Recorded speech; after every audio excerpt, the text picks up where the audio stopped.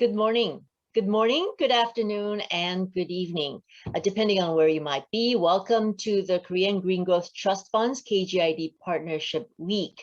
My name is Jieae, a senior communications consultant for the KGGTF, a professor at Ewha Women's University in Seoul, Korea, and most importantly, I will be emceeing today's event. KGGTF's very first KGID Partnership Week is born out of our flagship event, KGID, that was held this April. You were able to get a glimpse of this event in the videos that were run just before today's event.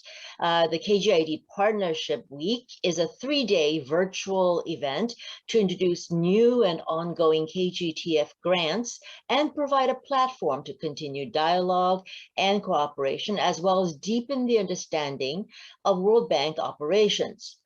To this end, we have some special guests who are here to welcome everyone. Let's start with our very own Richard Damania, the Chief Economist of the Sustainable Development Group, which is the home of our fund at the World Bank. Richard, are you here? Good morning. Good morning, Sunjay. Yes, indeed, I'm here. I hope you can see me and hear me. Yes, we can. I believe it's evening your time. Thank you for joining us. Could you give us some words of welcome to start us off? Thank you so much. Well, ladies and gentlemen, very good morning, good afternoon, good evening, wherever you are joining us from. And a special welcome to this event, the Korean Green Innovation Day Partnership. But first, let me begin by thanking and welcoming especially Mr. Kwangchul, who is the Director of Development Finance Division of MOEF, and thanks also to our very own Jason Allford, who is the Special Representative of the World Bank in the Korea office. Thank you both of you for spending the time to join us. First, let me say a few words about this trust fund. I think it's fair to say that the Korean Green Growth Trust Fund is really quite unique, and it's quite distinctive in 3 ways. Since its inception, it has had a laser-sharp focus on green growth. It aims to disseminate knowledge and experience gained in Korea and beyond. So when the World Bank turned its attention to building back better through what it calls the GRID approach, green, resilient, and inclusive development, it turned first and foremost to the Korea Green Growth Trust Fund. And it provided the intellectual leadership as well as the practical experience to help countries to build back better. Secondly, unlike other trust funds, this trust fund is actually sector neutral, which means it doesn't matter where your idea comes from, which sector it comes from, be it energy, be it agriculture or environment. If the idea is a promising one, it will get funded. And finally, the trust fund brings enormous leverage to its operations. Every dollar that's invested by this trust fund brings in a massive additional $160. Very few trust funds can claim this. And this is why the trust fund continues to expand and grow in popularity. It has a replenishment that has reached $138 million. So let me now turn to the events of today and this week. As we've heard, we hope to build on the events and the program that we held in April, which focused on sharing best practices to build back better. The event today, though, comes at an opportune time because it aligns with the announcement of new grants. As we would expect, the new grants focus on the post-COVID recovery, and they cover interventions from all sectors, everything from farming to waste management. So during this week, there will be 22 breakout sessions with care partners and World Bank teams to continue the dialogue and to deepen understanding. So I wish the participants every success, and thank you so much. Sunjay, over to you again. Thank you, Richard. As Richard mentioned, we also have Director Kwangchul from the Development Finance Division of Economy and Finance. Director Jieae, are you there? Good morning. Good morning, Jieae and Ms. Jieae. I'm glad to see you again, and also Richard Damania First of all, I would like to really thank World Bank Group Chief Economist for Sustainable Development, Richard Damania, for insightful opening remark. And Jason, thank you for your participating in this wonderful event. I recognize you. The Korean Green Growth Trust Fund team, public and private sector representatives, World Bank partners, welcome to the Korea Green Innovation Days fall event. As a continuation of KGID held in April, the Partnership Week event will take place for next 3 days. It is regrettable that we have only been able to meet in virtual due to COVID-19. I hope that the pandemic will come to an end in the near future, so I could meet you in person and share enthusiastic discussions as we have done in the past. Distinguished guests, KGID is an annual flagship event hosted by the KGGTF, funded by the Ministry of Economy and Finance. Today's event serves as a venue for sharing the progress of financing activities and Korea's innovative development experience, technologies, and expertise with various partners. KGGTF has been dedicated to sharing and extending the reach of Korea's experience with green growth in a wide range of fields, such as urban development, transport, water resources, and the environment. In addition, KGGTF has been serving as an important window for disseminating Korea's excellent green technologies and development experience. Many ministries in Korea, including the Ministry of Environment, Ministry of Trade, Industry and Energy, as well as public institutions such as the K-Water and Korea Energy Agency, have involved in many KGGTF projects. These human networks built through the project will lay the foundation for solid partnerships among the World Bank, client countries, and Korean companies. In the margin of today's event, I would like to ask for active discussion among participants. Therefore, the approved projects will be prepared more thoroughly prior to the execution, and new projects developed at the same time. Ladies and gentlemen, since the establishment of the fund, its scale and performance have been continuously increasing. On top of it, I would like to emphasize 2 points to elevate the performance of KGGTF in the future. First, strengthening links to follow up lending projects. To date, we have helped to spread Korea's technologies and experience through knowledge sharing and training activities. Moving forward, we need to further enhance connectivity with follow-up lending projects to obtain more substantial and tangible development results. In partnership with the World Bank, the Korean government will firmly support projects that can be developed with not only MDB lending projects, but also with the World Bank EDCF co-financing facility. Second, expanding the opportunity to communicate among participants in the fund. In order to effectively carry out the projects that meet the needs of client countries, the Korean government, World Bank, and client countries have to actively communicate with one another and forge partnerships. There should be regular communication channels open at all times for participants such as institutions, companies, and experts to engage and be involved in from the initial step of exploring projects. In that sense, the breakout session tried at the last KGID event was significantly meaningful. As a result of active communication among related institutions through the session, I firmly believe that a virtuous cycle has been established in which excellent projects with a stronger impact were able to be discovered. During this event, the breakout session will continue for 3 days. Again, I look forward to active discussion among participants.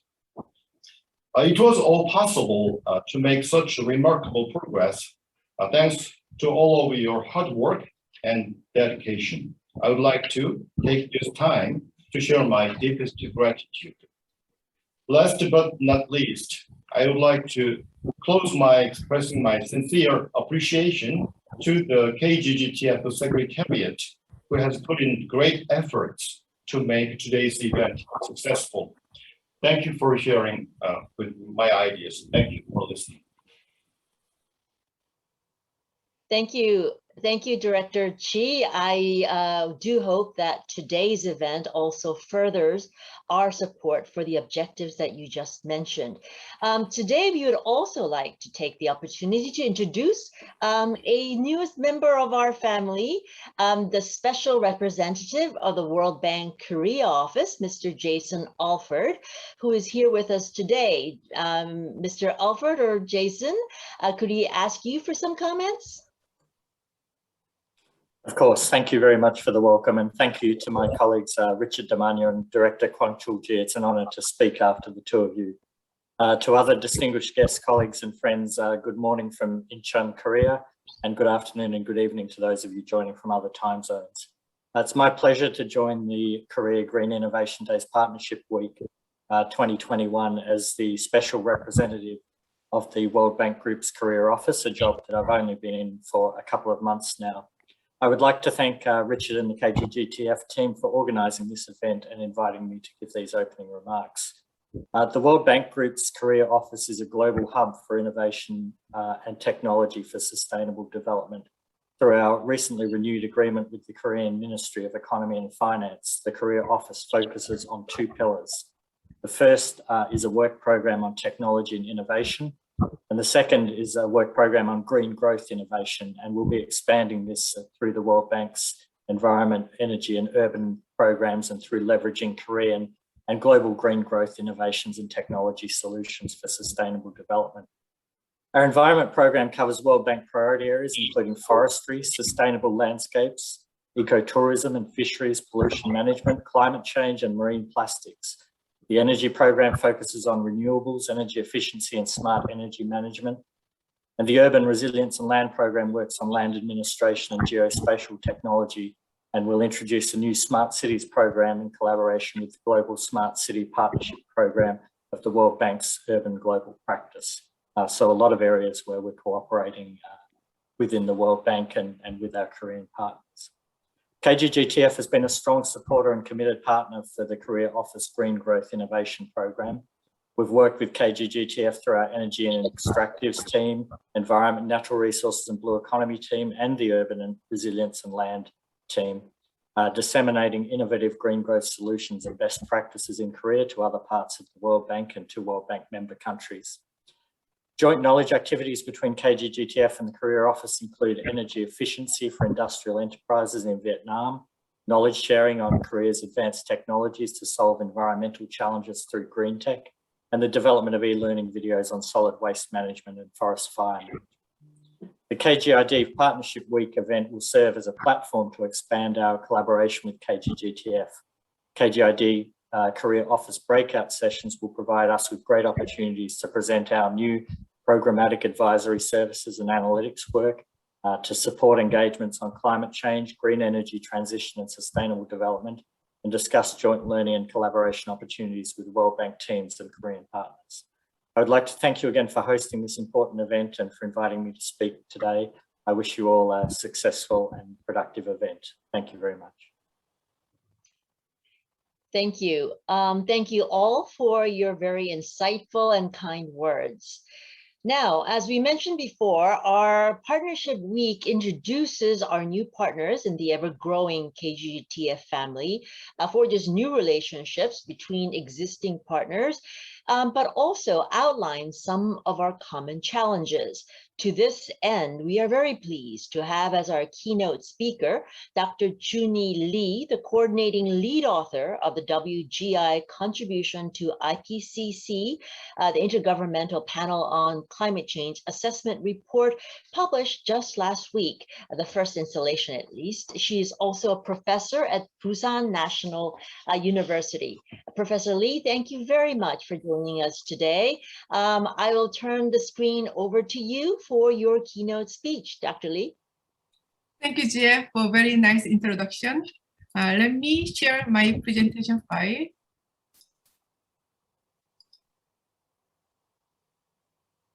Can you see the full screen of a presentation file? Yes, good. Good morning, good afternoon, and good evening. It's my honor to be here and to deliver important messages in the latest UN climate report, which is the Working Group 1 contribution to the IPCC 6th assessment report, for short, AR6 Working Group 1. I'm Jieae Lee from Busan National University and also affiliated with the Institute for Basic Science Center for Climate Physics.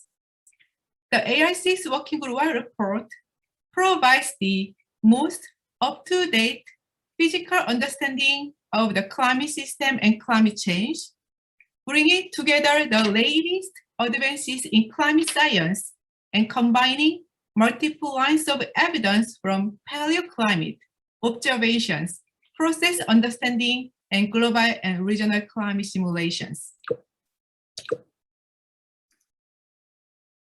This slide provides a brief introduction of the structure of AR6 Working Group 1 full report, the technical summary, and the summary for policymakers. The full report consists of 13 chapters, including Atlas. In this talk, I'll first introduce key messages from the summary for policymakers. Then, I will explain the remaining AR6 schedule and share my thought and also provide some implications of AR6 Working Group 1. This report first highlights the recent changes in the climate are widespread, rapid, intensifying, and unprecedented in thousands of years. For example, CO2 concentration is the highest in at least 2 million years. Sea level rise is the fastest rate in at least 3,000 years. As you can see in the figure, human influence has warmed the climate at a rate that is unprecedented in at least the last 2,000 years. Global surface temperature during the years 2011 to 2020 was about 1.1 degrees Celsius higher relative to the period from 1850 to 1900. It is indisputable that human activities are causing climate change, making extreme climate events more frequent and severe, such as heat waves, heavy rainfall, and drought. The observed warming of 1.1 degrees Celsius during the last 10 years is driven by emissions from human activities, with greenhouse gas warming part masked by aerosol cooling, as shown in this figure. This report also reflects major scientific advances in the science of attribution, that is, understanding of the role of climate change in intensifying specific weather and climate events, such as extreme heat waves and heavy rainfall events. Some recent hot extremes observed over the past decade would have been extremely unlikely to occur without human influence on the climate system. Human influence is very likely the main driver of the global retreat of glaciers since the 1990s, the 40% decrease in September Arctic sea ice area since 1979, and the decrease in Northern Hemisphere spring snow cover since 1950. Climate change is already affecting every region on Earth in multiple ways, and the changes we experience will increase with additional warming. This report provides a more detailed regional assessment of climate change, including a focus on useful information that can inform risk assessment, adaptation, and other decision-making. A third of this report is dedicated to regional climate information. This report also provides a new framework that helps translate physical changes in the climate into what they mean for society and ecosystems. The new framework is based on 35 climatic impact drivers, including heat, cold, rain, drought, snow, wind, coastal flooding, and more. Climatic impact drivers could go over thresholds known to lead severe consequences for people, agriculture, or wildlife. This regional information can be explored in detail in the newly developed interactive atlas shown in the link address here, as well as a regional fact sheet and technical summary and the underlying report. In particular, the AR6 Working Group 1 Interactive Atlas facilitates exploration of key synthesis findings in this report and supporting climate change information across the Working Group 1 reference regions. This report also highlights that unless there are immediate, rapid, and large-scale reductions in greenhouse gas emissions, limiting warming to close to 1.5 degrees Celsius or even 2 degrees Celsius will be beyond reach. We assess the climate response to 5 illustrative scenarios that cover the range of possible future development of anthropogenic drivers of climate change with very high, intermediate, low, and very low greenhouse gas emission. For scenarios with very low and low greenhouse gas emissions, CO2 emission decline to net zero around or after 2050, followed by varying levels of net negative CO2 emissions. One of the key results in this report is that global surface temperature averaging over the next 20 years is expected to reach or exceed 1.5 degrees Celsius warming, regardless of scenarios we assess.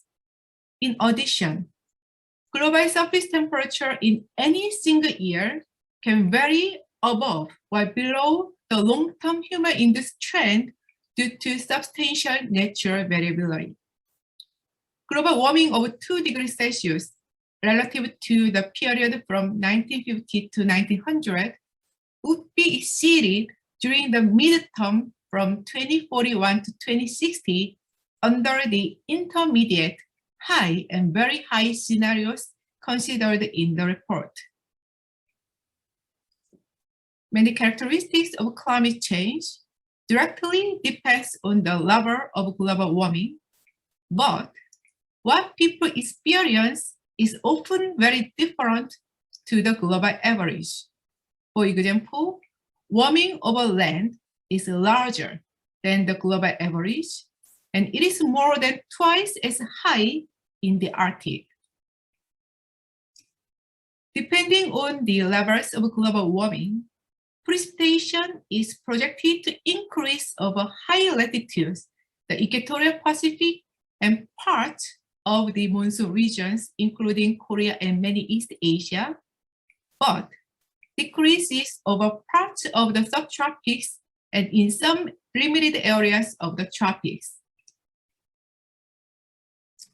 Stabilizing the climate will require strong, rapid, and sustained reductions in CO2, methane, and other greenhouse gas emissions, and reaching net zero CO2 emissions. This would not only reduce the consequences of climate change, but also improve air quality. Some changes could be slowed and others could be stopped by limiting warming. However, there's no going back from some changes in the climate system. Many changes due to past and future greenhouse gas emissions are irreversible for centuries and millennia, especially changes in the ocean, ice sheet, and global sea level.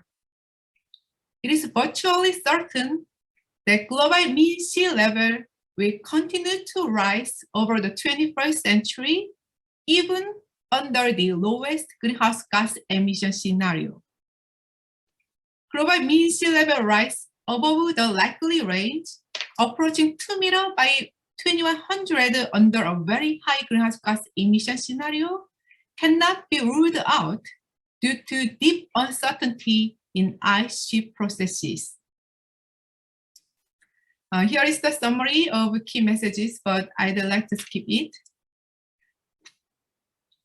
For the next several minutes, I'd like to introduce the AR6 schedule and share the implication of AR6 Working Group 1 report, as well as my own thought on this report. The AR6 cycle is from 2016 to 2022. 3 special reports were already published during this cycle, including global warming of 1.5 degrees Celsius in October 2018, climate change and land in August 2019, and the ocean and cryosphere in a changing climate in September 2019.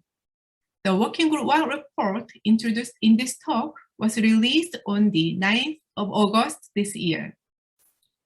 The Working Group 2 report on climate change, impact, adaptation, and vulnerability will be released in February next year, and then Working Group 3 report on mitigation of climate change in March. Finally, the synthesis report integrating these 3 special reports and 3 working group reports will be released next September. Detailed information on adaptation and mitigation options and policies to limit global warming, including climate justice, just transformation, and finances, will be provided by the Working Group 3 report, as well as the synthesis report.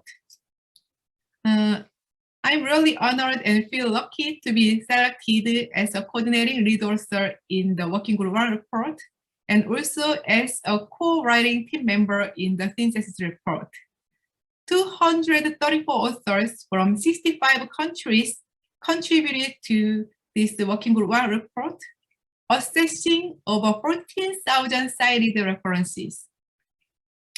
I think one of the big science advances in this report is to improve estimating climate sensitivity, which measures how the climate responds to emissions of greenhouse gases. For the first time in an IPCC report, we provide comprehensive assessment of future changes in global surface temperature, ocean warming, and sea level by combining multi-model projections with observational constraints, as well as the new estimation of climate sensitivity. The key messages of AR6 Working Group 1 are not new. And for the last several decades, climate scientists have provided a physical basis for the human-induced climate change and possible futures depending on our socio-economic choices. New aspects in this report, compared to previous ones, are considerable scientific advances in understanding the climate system, as well as the faster warming and increasing changes in every region due to the lack of our action for the last several decades. Regardless of the IPCC report publications and United Nations Framework Convention on Climate Change, the global CO2 emission has increased for the last several decades, with temporal reduction due to global economic crisis. The 2020 emission was reduced by 7% compared to the 2019 emission due to COVID-19 lockdown measures. However, the recovery of 2021 emission to the 2019 level is projected by the International Energy Agency.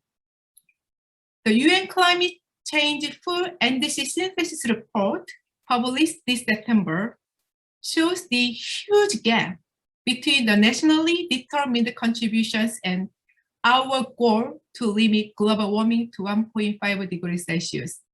I will stop here. Thank you very much for your attention.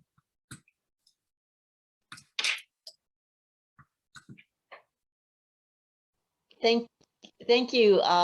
Thank you, Dr. Lee. I mean, that was a really fascinating report. I remember the news reports when that report was announced. It was a really shocking report. They talked about it being a red signal for a climate future, and it seemed to send out these wake-up calls, but then it sort of died down. So we're thinking that we should keep this this signal up. But to really go even further into the impact and implications of this very, very crucial report, we are very, very happy to welcome Dr. Kanta, Kumari, Rigaud, the lead environmental specialist and regional climate change coordinator at the World Bank. Dr. Rigaud, would you like to turn on your screen and join us? We would like to have you join our discussion. Dr. Rigaud, thank you very much. Let us first start off by getting your initial reaction to the report and the talk that we just heard. Thank you very much, Jieae, and thank you very much, Professor Lee, for that excellent summary of what is contained in quite a comprehensive report from the IPCC on the physical science. It's a very sobering report, as you've said, but I think there are some critical messages that we can take away. One thing I would add is you would think that globally we are numb to the issues of climate change because we listen to it every day in every event. But I do think that the reality of some of the events in the past months, with the kind of forest fires we are seeing and the recurrent extreme events, leaving no one untouched, whether it's countries in the north like Germany or in the US and New Jersey, on top of countries in sub-Saharan Africa that have witnessed unprecedented floods in the Lake Victoria Basin. I think people are beginning to realize that this is the rude awakening. So in terms of what messages can we take away, I think that, the starting point, I think in some ways for us is that special report on the 1.5 degrees Celsius, which clearly indicated at that time that we needed to keep temperatures below 1.5. At 2 degrees, it would be much, much worse impacts. And where we are today with this report, as Professor Lee so eloquently showed, across all of the 5 scenarios, we will reach 1.5 by as early as 2040.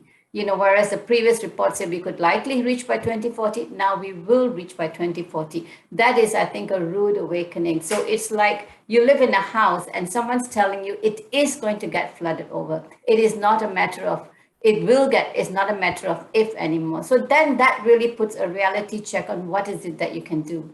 But I think the second message of the report is, not just the human influence, but that every increment of warming that we keep adding on, we're going to see those extreme events. And it is the pylon of those extreme events that is really going to shatter the system or especially those economies that are not strong. And that's really where I think the conversation comes in on what is it that we can do for sustainable development? What is it that we can do for resilience, even as we decrease the amount of greenhouse gases immediately, rapidly, and at scale, as the IPCC says. So I think that these messages are real wake-up calls, and I think there are two overarching messages to me. One is on reducing the greenhouse gases immediately, rapidly, and at scale. But equally is the fact that we are locked into a certain amount of warming, and it is critical, particularly for our less developed and emerging economies, to handle this in a very different way, to build that resilience, to go onto that green growth pathways that KGGTF and your Innovation Trust Fund really is going to promote. And I'd like to come back to that in part of the discussion, but back to you for this round, Jieae. Well, thank you very much. I think you're absolutely correct in terms of the rude awakening, as well as the implications for all of us. And I do hope that we get to come back to the kind of messages it has for all of us at the Trust Fund, as well as others at the World Bank. Now, this report was released, I think, and it was timed, I think, very strategically, just 3 months before COP26. And it does seem to be a wake-up call and a call for countries around the world to take bolder measures. Dr. Lee, what do you believe, and how do you believe that the effect of this report would have on COP26, the countries that are participating, and could it make them more bolder about taking climate action?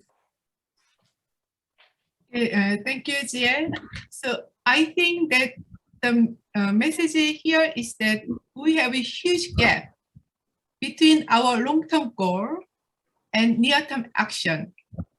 It is great to see that many countries declare, carbon neutrality by 2050. But, NDCs in most of the countries don't meet the pathway at all. So I believe many nations need to strengthen their NDC during the COP26. And clearly the science provides the physical basis for that. Thank you. Dr. Rigaud, what do you think? Would you like to add your comments to Dr. Lee's words? Yes, a pleasure. I think let me build on that comment.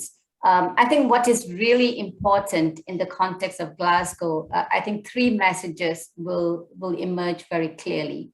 The first, I think, is already there. We must increase the greenhouse gas emissions. The NDC synthesis report that Professor Lee referred to, I think, shows that even for the 113 countries that we have submitted their updates and submit long-term strategies, we would only decrease the emissions by 12% when we need to decrease them by much more than that. And when we put all of the countries together, actually, we are in a bad situation. We're actually increasing them by 16%.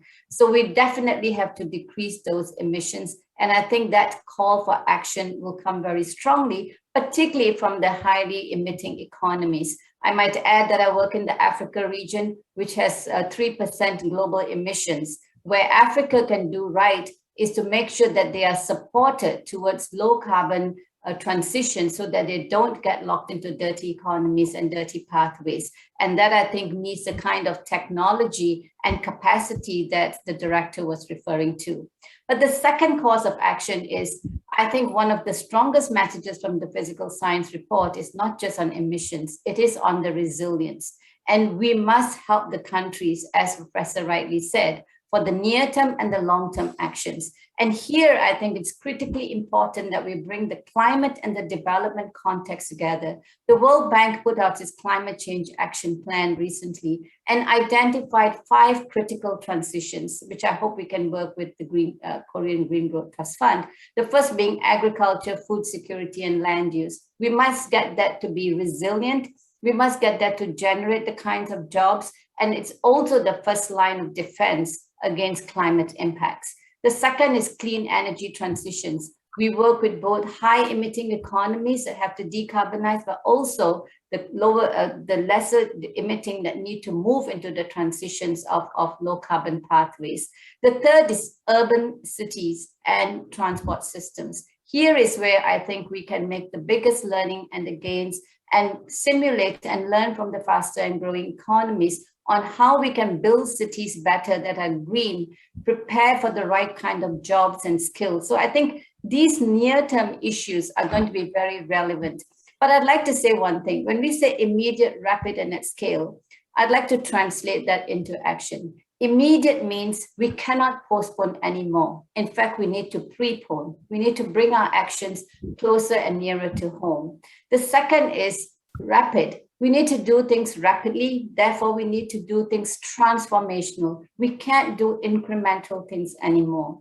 And the third is at scale. We really need to operate at scale. We cannot operate at individual retail scales. And I think this is where taking the sort of broader economy approaches and the green growth pathways that I think is so much a part of the conversation from yourselves is where we can make a distribution. But I would be remiss if I don't touch on the third item that I think Glasgow needs to touch on, and that's on financing. There was a promise to have 100 billion annually by 2020, and we're falling dismally short. Countries are putting out their NDCs. Ambition can be raised, but even for the ambition that they have put in conditional and unconditional financing.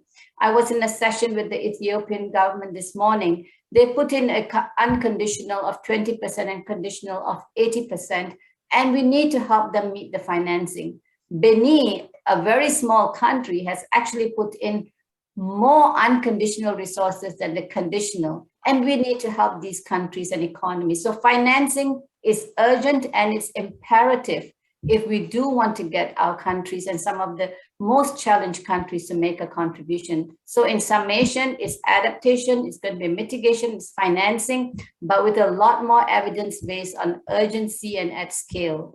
So thank you, Jieae. Let me stop there again. Yes, Dr. Rigaud, thank you very much. I think those points are not just for Glasgow, but I think for all of us, especially here at the Trust Fund. So, I mean, those are really very, very dear to our heart as well. Now, Dr. Lee, I mean, as Dr. Rigaud has pointed out, there are a number of factors at play here.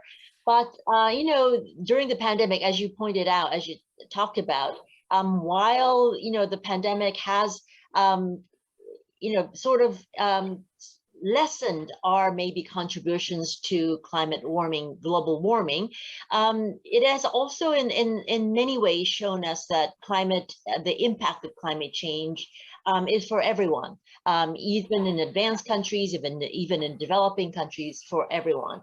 Dr. Lee, what do you think, or how do you hope the whole pandemic the experience, what kind of lessons has that given us in terms of climate change and what we must do in the future? This is really painful period for everybody, but in some aspects, this pandemic lockdown measures may be important test bed for us to estimate how much effort we need to meet our long-term goal. For example, as I mentioned, there was about 7% reduction of CO2 emission in 2020 compared to 2019. And according to the UN report published in November 2019, every year, global emissions required to be cut by 7.6% relative to the previous year for next decade to meet this 1.5 degree goal. That means we really need a lot of considerable effort, and it may cause some economic, decrease unless we have innovative way for technological development. So I believe we can learn from this situation, even though this is painful. Also, there is an important message to climate. So there was a lot of reduction in air quality, but still the concentration of atmospheric CO2 is increasing and global surface temperature increasing. So the 2020 was the second highest record for global mean surface rise. That's because the global warming is not responding to the instantaneous emission, but it responds to cumulative emission from our past emission to future emission. So it has a lot of implications we can learn from this situation. Okay, that's it. Thank you. Yes, Dr. Yeah, I do hope we do learn from the implications, and that we prevent anything like this from happening in the future. And especially, I mean, if we learn from it, there's a silver lining to everything. So that would be wonderful. Thank you both. We're sort of out of time. We could have continued this discussion all day actually, but we do have a number of other events that are awaiting us. Thank you, Dr. Lee. Thank you, Dr. Rigaud. We appreciate your participation and your really interesting insights. Now we would like for everyone to meet our newest members of the KGGTF family. Wang, our own World Bank senior economist and program manager of the KGGTF, will introduce us to the new Year 9 KGTF grants. He will also guide us through the rest of the 3-day KGID Partnership Week. Dr. Wang, are you there? Thank you so much. Yes, Jieae, thanks very much for kind introduction. It was a really alarming call and fascinating discussion, and I almost forgot that I need to do my job. So let me do what I need to do during these sessions. Can you the full screen? Thank you. Okay, great. So Jieae already introduced what I plan to do. Next slide. Also, my boss, Richard Damania, mentioned about what is unique of the KGTF, Korea Green Growth Trust Fund. Basically, this is the visionary green growth partnership between the Korea and the World Bank, date back to 2011. And then we see all the green recovery, resilience, and others. But our have a long history of preparing, developing green growth projects. Next slide. Also, KGGTF is supporting GRID, green resilience and inclusive development. In particular, the Year 9 call for proposals focused on greening the first recovery. They are detailed in the call for proposals guidance note, as described here. Next slide. We did a 2-stage of evaluation prioritization. The first, the 7 patroning GP management of the World Bank selected pre-proposals, and then those shortlisted pre-proposals were evaluated and selected by the donor. Next slide. The donor selected 15 proposals which aligned with greening the first COVID recoveries. They include agriculture and food, digital development, energy and extractives, environment, natural resources, and blue economy. Next slide. Transport, urban resilience, and land, and then water. As Kanta mentioned, the panelists, that green growth is a cross-cutting themes, and we are supporting 7 GPs of all regions. Year 9 proposal approval also reflecting the cross-cutting green growth themes, supporting all regions, green growth initiatives and projects. Next slide. Let me quickly go to KGID, Korea Green Innovation Days event. It is a 3-day virtual event from today until Wednesday, this time, Thursday, Korea time. Specifically, we are organizing different breakout sessions that will take place in parallel in multiple days and time slots.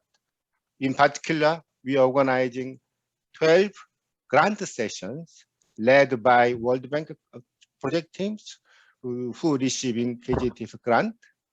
And then also 6 K partner sessions organized by the knowledge partners in Korea. They'll share their cutting edge green growth solutions, also various international cooperation projects. In addition, our colleagues, World Bank Korea office teams are organizing their own breakout sessions, presenting their work programs with the various partners, also the World Bank project teams. Next slide. This is the summary of our Partnership Week event. As you can see, we have event website. You can get all the information from that website. After finishing this plenary session, there will be breakout sessions starting from agriculture from 9 p.m. in DC time. 9 p.m. in this time, 10 a.m. in Korea time. And as mentioned, there will be 12 grant breakout sessions will be held, led by each grant team. And we have 6 K partner sessions and 4 Korea office green growth innovation teams sessions. Next slide. Our KGTF is committed for green, resilient, and inclusive development. Thank you so much. Jieae, over to you. Thank you, Dr. Wang.